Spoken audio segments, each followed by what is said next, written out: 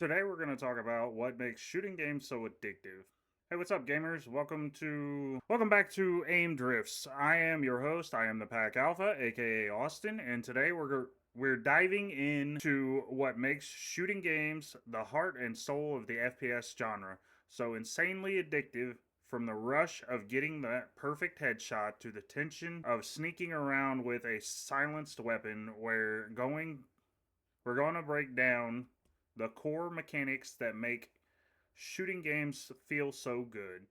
Whether you're a fan of classic shooters or the latest battle royales, you're going to want to stick around for this one. Let's talk about the shot. The core of shooting games, the feel of the shot. Let's start with the basics. Why do shooting games feel so satisfying? It all comes down to one thing, the shot.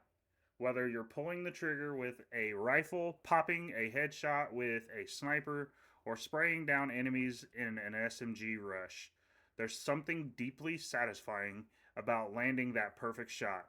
It's not just about accuracy, it's about how the game makes you feel when you pull off a shot. Take Call of Duty, for example. You're sprinting, you've got the adrenaline pumping, and in the split second that you line up that headshot, it feels like everything slows down. The sound, the ammunition, the recoil, it all comes together in that one moment. And when it hits, it's pure joy. But the real question is, why does that feel so good? There's a physiological factor at play. Your brain rewards you for your success. It triggers those dopamine hits, and that rush keeps you coming back for more. It's why we keep playing and chasing that next shot, that next high. And it's not just the satisfying shot that matters. It's also how games handle the feedback, the recoil, the sound design, the way the enemy reacts when you hit them. Take Rainbow Six Siege as another example. You can feel the weight of each shot, and the sound when you land a kill is almost like a victory bell. It's the kind of thing that keeps you engaged because every shot feels impactful. The strategy behind the shot. All right, now that we know why the shot feels so good, let's talk about the strategy behind it. Shooting games aren't just about having fast reflexes. They're about making smart decisions. Take Counter Strike Global Offense, for example. Every round starts with a plan. You've got to choose your weapon wisely, decide if you're rushing or holding back, and constantly be aware of your positioning.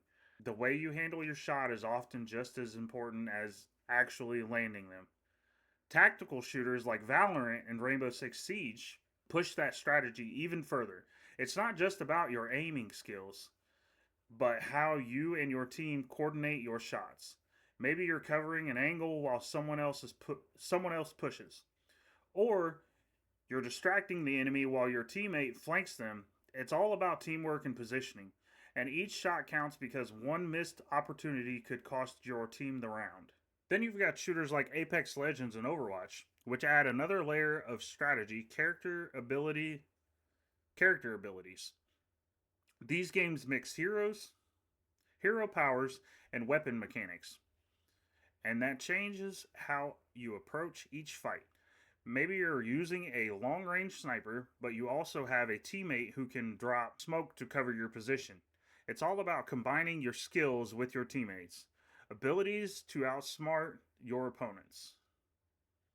It's not just the shooting itself that's fun, but how the strategy unfolds in real time. The thrill of the competition. Let's be real. Shooters are built for competition, and that's a huge part of what makes them so addictive. There's something about pitting yourself against other players that brings out your competitive side. Whether you're climbing the ranks in Call of Duty Warzone or competing in Valorant, every match is a new chance to prove your skills. That constant grind for a better rank, the excitement of clutching around, and the sense of accomplishment when you top the leaderboard. Excuse me. It's all part of what makes competitive shooters so thrilling. But here's the thing, it's not always about winning. Sometimes it's about improving. You might lose a match, but if you've learned something new or if you've improved your aim or timing, that's a win in itself. The best shooting games keep you coming back because they give you the perfect balance of challenge and reward. And with every match, you're not just competing against others. You're competing against yourself to get better. Take fight take Fortnite for example. It's got the battle royale format where you're competing against 99 other players, but what keeps players hooked isn't just winning, it's getting better at the game. Each round, each build, each fight teaches you something new. The competitive aspect keeps you on your toes, and that constant feeling of progression keeps you invested. The future of shooter games. So, where do we go from here? We've already seen a huge shift in how shooters are being played, from battle royales to team based tactical shooters. But I think we're about to see even more change in the future. The biggest one, innovation in movement and combat mechanics, where we're already seeing some games introducing new movement systems like wall running and parkour in Titanfall 2 and Apex Legends. These kinds of mechanics add a whole new level of depth to the gameplay. It's not just about shooting, but how you navigate the environment, get the perfect shot. We could also talk about the Omni movement that comes from Call of Duty in the new Black Ops 6. That is another really big change. Then there's VR. The immersive experience of a virtual reality could take shooting games to an entirely new level. Imagine being able to physically aim your weapon, duck behind cover, and feel like you're in the action. The future of shooting games involve next level interactivity that brings us even closer to the battlefield.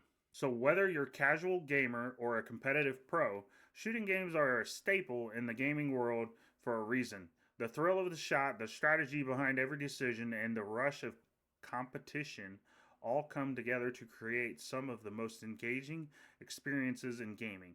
And with the genre constantly evolving, there's no telling where it'll go next.